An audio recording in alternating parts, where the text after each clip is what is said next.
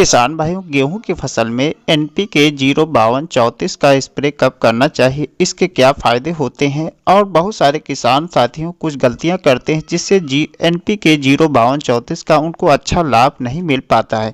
तो किसान भाई, आज की वीडियो में हम लोग जानेंगे कि एनपीके 05234 का स्प्रे कब करना चाहिए और कौन कौन से खादों का इसके साथ हम उपयोग कर सकते हैं जिससे गेहूं की फसल को एक अच्छा लाभ प्राप्त हो सके। तो किसान भाई, वीडियो को अंत तक देखें ताकि पूरी जानकारी आप तक पहुंच जाए। किसान भाई, जानकारी शुरू करने से पहले एक छोटी सी रिक्वेस्ट है, जो हमारे किसान साथी चैनल पर नए हैं वो चैनल को सब्सक्राइब कर ले और पास वाली घंटी को अवश्य दबा दे ताकि आने वाली सभी जानकारी आप तक सबसे पहले पहुंचती रहें। अब किसान भाई, गेहूं में हम लोग जब एनपीके 05234 का स्प्रे करते हैं तो कुछ किसान साथी गलती यही करते हैं कि वो ये इसका स्प्रे जो है गबोट अवस्था में करना चाहिए, वो जो है स्प्रे कर देते हैं कि या तो बालियां निकल आती हैं। तो उस अवस्था में यदि आप इसका स्प्रे करते हैं जब आपके पौधे में बालियां निकल आती हैं तो ये अच्छा लाभ नहीं दे पाता है। क्योंकि होता क्या है, इसमें सबसे पहले जान लेते हैं एनपीके 05234 में क्या होता है। इसमें 0% नाइट्रोजन होता है और 52% फास्फोरस होता है। फास्फोरस पौधों के लिए इस अवस्था में बहुत आवश्यक होता है क्योंकि पौधों की हाइट जो है मेंटेन करता है, पौधे की जो है तने को मजबूत करता है, बालियां अच्छी आती हैं और दाने भी भराव अच्छा करता है, दानों में चमक आता है। तो फास्फोरस इसमें 52% होता है। 34% जो है पोटेशियम होता है, क्योंकि इस समय पोटेशियम भी बहुत आवश्यक तत्व होता है पौधों के लिए। दानों में चमक लाता है, दानों की भरवार और दानों का साइज अच्छा रखता है। तो ये जो है गबोट अवस्था में करना चाहिए, क्योंकि जब पौधे में गबोट अवस्था यानी पौधे में जो बालियां निकलने से पहले जब बन रही होती उस अवस्था में यदि आप स्प्रे इसका कर देते हैं तो इसका बहुत अच्छा फायदा मिलता है फसल को। अब किसान भाई, इसके साथ हम और कौन कौन से तत्व को मिला सकते हैं। तो किसान भाई, इसके साथ जैसे हम एनपीके 05234 का 1 से 1.5 किलोग्राम लेना है। दूसरा तत्व हमें बोरोन जो है 100 से 120 ग्राम इसमें मिला लें, क्योंकि परागण क्रिया में बोरोन का बहुत महत्व होता है। जब फ्लावरिंग स्टेज होती है यानी फूल से फल बनते हैं उस अवस्था में बोरोन बहुत महत्वपूर्ण होता है।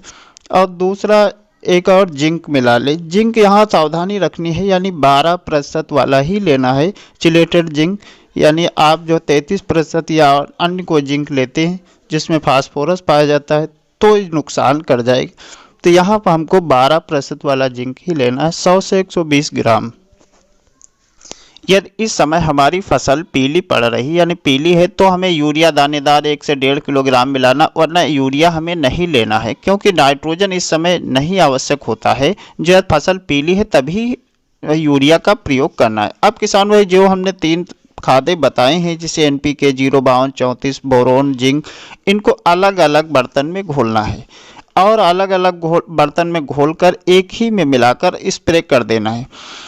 किसान भाई, यहाँ पर गलतियाँ क्या करते हैं किसान भाई बहुत सारे, जब हमारी गबोट अवस्था होती है या बालियाँ निकल लेती उस अवस्था में यूरिया खाद का अधिक प्रयोग कर देते हैं। यानी यूरिया जब डाल देते हैं तो यूरिया से होता क्या, पौधे की वानस्पतिक विकास होता है। इस समय वानस्पतिक विकास की आवश्यकता पौधे को नहीं होती है, क्योंकि यूरिया तो पौधे को हरा करता है, बढ़वार करता है, तो आगे चलकर फसल गिरने की समस्या ज़्यादा रहती है। तो हमें यूरिया का प्रयोग नहीं करना है। और दूसरी गलती किसान साथियों यही करते हैं कि या तो बालियां निकल आती उस समय ये स्प्रे कर देते हैं, यानी समय पर नहीं करते या बहुत पहले कर देते हैं या बहुत बाद में करते हैं, तब भी जो है फसल को बहुत अच्छा लाभ नहीं मिलता है। और तीसरी गलती किसान भाई, यहाँ पर जब खेत में नमी नहीं होती है तब भी जो है बालियों का अच्छा विकास नहीं होता है, बालियों का साइज अच्छा नहीं आता है, दाने में भराव नहीं होता है। तो नमी हमें भी बनाए रखना, ऐसा भी नहीं बहुत ज़्यादा पानी देना, हल्का हल्का सिंचाई करके ही इन सब खादों का प्रयोग करना है।